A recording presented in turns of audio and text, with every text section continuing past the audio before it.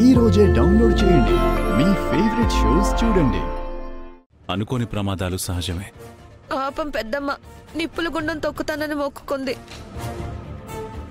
ఇలాంటి పరిస్థితుల్లో నువ్వు తొక్కలేవు పెద్దమ్మ.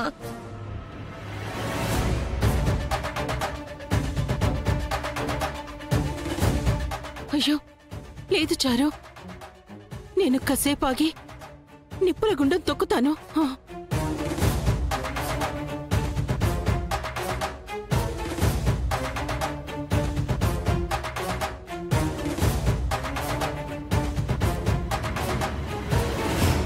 అది వీలు కాదమ్మా.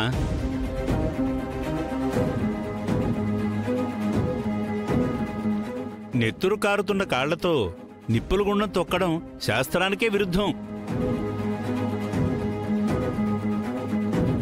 మా వారికి కాళ్ళు రావాలని మొక్కుకున్నాను, మరి నా మొక్కు పరిస్థితి ఏంటి? దానికి ప్రత్యామ్నాయం ఆలోచిద్దామమ్మా. అయ్యో పెద్దమ్మ, మీ తపన నాకు అర్థమవుతుంది, కానీ గుళ్ళో తప్పదు. ఏ రామా, ముందు పెద్దమ్మని పక్కకు తీసుకెళ్ళండి, విశ్రాంతి తీసుకుంటుంది. పదమ్మా. సార్ రండి. అమ్మయ్యా, రామలక్ష్మిని ఇక్కడ లేకుండా చేశాం. ఇప్పుడు నేను అనుకున్న అస్త్రాన్ని ప్రయోగిస్తే సక్సెస్ అవుతాం.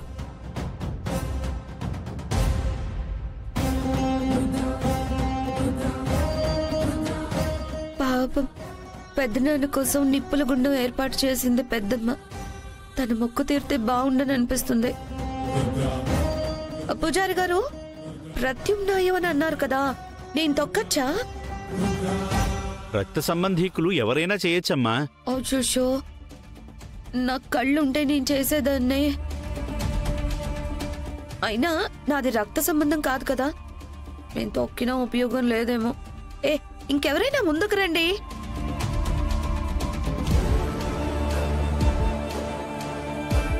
నేను నడుస్తాను పూజారి గారు. కుదరదు బాబు, ఆడవాళ్ల మొక్కు ఆడవాళ్లే తీర్చాలి.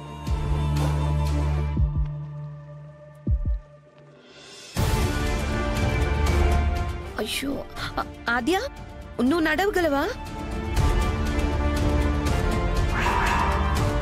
అమ్మచారు, నువ్వు మామూలు దానివి కాదే. ఏంటి సమాధానం లేదు? పెద్దమ్మ కోసం నువ్వు చేయలేవా? నీ ప్రేమ అంతా మాటలకేనా?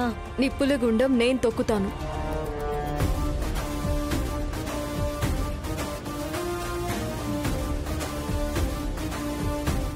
ఆద్య వద్దు. ఏం పర్వాలేదు శ్రీను.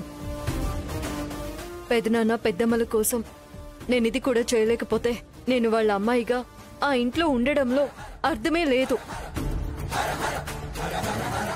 ఆ మాత్రం చేయలేనా? మీరు జానకమ్మ గారి చెల్లెలు కూతురు కాబట్టి మీరు నిప్పుల గుండం తొక్కితే ఫలితం ఖచ్చితంగా దొక్కుతుంది.